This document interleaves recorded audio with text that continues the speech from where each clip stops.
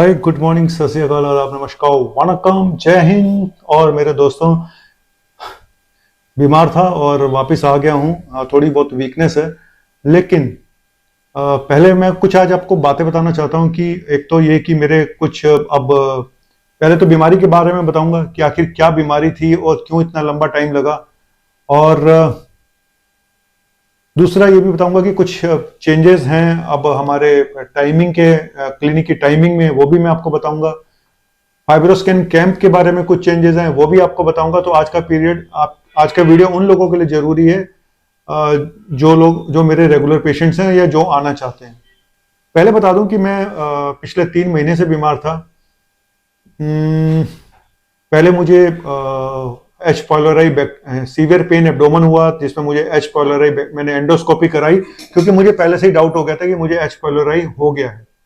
तो एंडोस्कोपी में वही निकला, एच पाइलोरी बैक्टीरिया निकला, सीवियर सूजन थी, बहुत सारी गैस्ट्राइटिस थी, रिफ्लक्स इसोफेजाइटिस थी।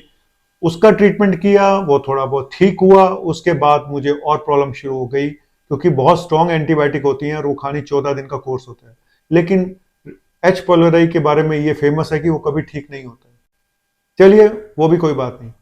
बात है कि मेरी जो एंट्रल गैस्ट्राइटिस थी, रिफ्लक्स इसोफेजाइटिस थी, ये जो प्रॉब्लम की खाना ऊपर आता है, ये सब चीजें थी। मैं सच बोलूं तो मैं इतना परेशान हो गया था कि, और मैं अपने कितने पेशेंट ठीक कर चुका था, बहुत सारे पेशेंट में ठीक कर चुका था। मेरे पास एक ऐसा फार्मूला है जिससे मैंने खराब से खराब पेशेंट ठीक किए, लेकिन वही फार्मूला मेरे पे लागू नहीं होता था। है ना अजीब सी बात। कारण ये कि मैं बहुत मेडिसिन से सेंसिटिव हूँ, मुझे कोई भी मेडिसिन सूट नहीं करती है। मेरा ब्लड प्रेशर डाउन हो जाता है, कुछ ना कुछ हो जाता है। वो एक दिन सूट करेगी, दूसरे दिन मुझे प्रॉब्लम होनी शुरू हो जाती है। तो लेकिन इसी बीच जब लोगों को पता चला, मैंने वीडियो डाला कि मैं बीमार हूं, और मैं ना कई चीजें छुपाता नहीं। बहुत सारे लोग डरते हैं अपनी बीमारी बताने से कि अगर डॉक्टर बीमार है तो पेशेंट सोचेगा अरे डॉक्टर अपना इलाज नहीं कर पा रहा है, हमारा क्या करेगा। तो मैं इन सब चीजों से बहुत वो हूँ, मेरी लाइफ बहुत ट्रांसपेरेंट है। तो मेरे पास बहुत सारे एस्ट्रोलॉजर के मैसेज आए और वास्तु वालों के मैसेजेस आए, दूसरी अल्टरनेटिव थेरेपी वालों के मैसेज आए कि सर हम आपकी हेल्प करना चाहते हैं। तो मैंने उन सबको थैंक यू बोला, हालांकि मैंने कुछ किया नहीं। सच बोलूं तो मुझे एक बात पता थी कि मैं होम्योपैथिक भी ट्राई कर चुका था 1 महीना, नो रिजल्ट। आयुर्वेदिक तो मैं बहुत पहले कर चुका था, नो रिजल्ट, काफी समय से करता आ रहा हूं। मुझे एक बात पता थी कि सिर्फ नवनीत काल्ला ही नवनीत काल्ला को ठीक कर पाएगा। इस बात पे तो मैं 100% कॉन्फिडेंट था क्योंकि पेशेंट भी मैं हूं, डॉक्टर भी मैं हूं, और मुझे अपनी बॉडी का पता है। लेकिन चलिए, फिर मुझे 1-2 दिन एडमिट, फिर मुझे गैस्ट्रोएंटेरिटिस होगी, सीवियर डायरिया हो गया। अभी पिछले हफ्ता भर पहले मुझे एडमिट होना पड़ा 1-2 दिन के लिए। तो कुल मिला के पिछले 3 महीने मेरे ऐसे ही रहे, रोलर कोस्टर जिसको राइड बोलते हैं, कि कभी ठीक कभी खराब। इतना मैं जिंदगी में कभी बीमार नहीं पड़ा जितने पिछले 3 महीनों में पड़ा। और हो सकता है आप लोग कहीं आपकी वास्तु में गड़बड़ है, आपने 3 महीने, हाँ मैंने कुछ चेंजेस किए थे वास्तु के हिसाब से, वास्तु के हिसाब से नहीं किए थे, कुछ मेरे क्लिनिक पे चेंजेस किए थे। और मैं भी वास्तु को मानता हूँ, सच बताऊं तो मैंने वो चेंजेस ठीक किए हैं अभी। और जो भी है, एक डॉक्टर होने के नाते तो नहीं मानना चाहिए, डॉक्टर नहीं मानते इन सब चीजों को, लेकिन मैं भगवान में विश्वास रखता हूँ। कुछ चीजों में मैं विश्वास करता हूँ, लेकिन आंख बंद करके मैं विश्वास कभी नहीं करता हूँ। जो मुझे खुद को फील होता है कि ये चीज कुछ गड़बड़ हो रही है, तो मैं उस चीज पे ध्यान देता हूं, चाहे वो फिर वो वास्तु हो या फिर कुछ भी हो। एनीवेज, मैंने उसका करेक्शन भी किया।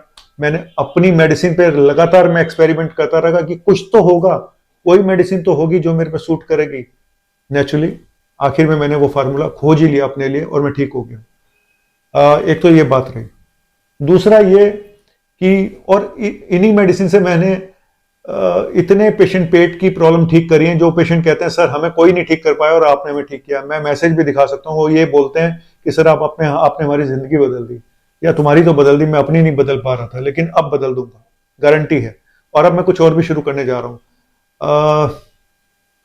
वो मैं अगले वीडियो में बताऊंगा। वो मेरी लाइफ का एक अलग ही कहानी है जो मैं शुरू करने जा रहा हूँ। वो मेडिकल प्रोफेशन से रिलेटेड नहीं है, कुछ और है। ठीक है, अब मैं टाइमिंग के बारे में बात करता हूँ। मैं पहले संडे को भी बैठूंगा 10 से 12, पहले संडे को, फर्स्ट संडे को 10 से 12। और शाम की प्रैक्टिस भी शायद मैं शुरू करने वाला हूं अप्रैल में, वो मैं बता दूंगा कब और कैसे। विकासपुरी में ही देखूंगा। कैसे देखूंगा, कब देखूंगा, वो मैं आपको बता दूंगा। अभी फिलहाल मैं अपॉइंटमेंट से देख लेता हूँ बीच बीच में यूके नर्सिंग होम में, विकासपुरी में। दूसरा मुझे फाइब्रोस्कैन कैंप के बारे में बताना है कि फाइब्रोस्कैन कैंप हमारा पहले शनिवार को लगता था, 3rd सैटरडे को, अब 1st संडे को भी लगेगा। ठीक है। फाइब्रोस्कैन जो लीवर का एक बहुत इंपॉर्टेंट टेस्ट है, ये बाहर 4500 से लेके 5500 रुपए के आसपास का होता है। हमारे यहाँ सब्सिडाइज रेट पे काफी कम होता है। जो हमारा सैटरडे को कैंप लगता है उसमें 1100 रुपए में होता है, जो संडे को लगेगा अब उसमें 1300 रुपए में लगेगा, क्योंकि स्टाफ को भी हमें बुलाना पड़ता है, उस दिन छुट्टी होती है तो उनको भी अलग से हमें पेमेंट करनी पड़ती है। तो कुल मिला के, और जो संडे को कैंप लगेगा उसमें सिर्फ 20 पेशेंट का होगा, उससे ज्यादा का नहीं होगा। फर्स्ट संडे को पड़ रहा है कैंप 9 से 12 इस फर्स्ट संडे, अप्रैल का जो फर्स्ट संडे आएगा तब ये कैंप लगेगा। ठीक है। और उसके बाद 3rd सैटरडे को तो लगेगा ही लगेगा। तो 200 रुपए का फर्क है उनके रेट्स में। ये फ्री कैंप नहीं है। कुछ लोगों को लगता होगा ये फ्री कैंप है, फ्री की तो कोई वैल्यू ही नहीं है दुनिया में। फ्री में जाना है तो आप गवर्नमेंट हॉस्पिटल में जाइए प्लीज, फ्री की कोई वैल्यू नहीं है। ठीक है। और मुझे भी अपने स्टाफ को सैलरी देनी होती है, अपनी फैमिली को देखना होता है, तो ये सब चीजें नहीं हो सकती। ठीक है। और मेरे एक्सपीरियंस के हिसाब से मेरी फीस अभी भी बहुत कम है, मैं सच बता रहा हूँ। मेरे जितना मेरे में काबिलियत है उसके हिसाब से फीस बहुत कम है, क्योंकि मैं एक ऐसे एरिया में बैठा हूं जहां पे मैं ज्यादा फीस नहीं ले सकता हूं। ठीक है। तो चलिए, थैंक यू वेरी मच। और ये लाइफ अब मेरे नए सिरे से शुरू होगी मेरे हिसाब से।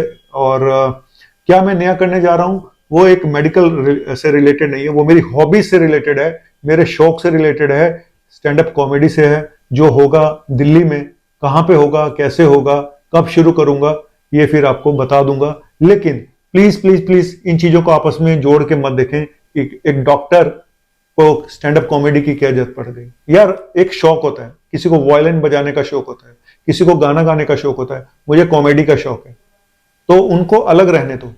मैं आपका ट्रीटमेंट ठीक कर रहा हूं, बस इसको देखो। मैं दोनों चीजों में एक्सपर्ट हूं, मैं ये भी, इसमें भी एक्सपर्ट हूं, उसमें भी एक्सपर्ट हूं, लेकिन उनको कभी मिलाऊंगा नहीं। वो अपनी अपनी पैरेलल लाइन चलती रहेंगी। और स्टैंड अप कॉमेडी में अपनी खुशी के लिए कर रहा हूं। बाकी जिंदगी में जो जीता हूं मैं अपनी फैमिली के लिए, दूसरों के लिए, मरीजों के लिए जीता हूं। लेकिन जब तक आप अपने लिए कुछ नहीं करते ना, आप खुश नहीं रहते। शायद मेरी खुशी खत्म हो गई थी पिछले कुछ सालों में, क्योंकि मैं जो करता था पहले वो मैंने बंद कर दिया था। तो अब दोबारा शुरू करने जा रहा हूं इस 57 साल की उम्र में। देखते हैं क्या होगा। जिंदगी छोटी सी है भाई, जो करना है कर डाल। Thank you, bye.